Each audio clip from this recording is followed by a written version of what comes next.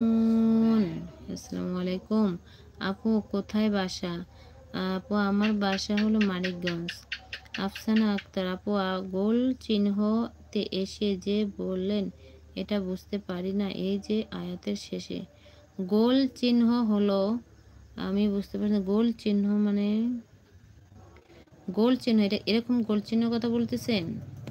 এটা যদি বলেন তাহলে সেক্ষেত্রে এখানে দেখেন মদ, এই যে মদ বলে কাকে? জবরের বাম পাশে খালি আলিফ, জেরের বাম পাশে দাঁতিমালা ইয়া, পেশের বাম পাশে দাঁতিমালা ওয়াও যদি হয় আলিফে জবর আমার খালি আলিফ।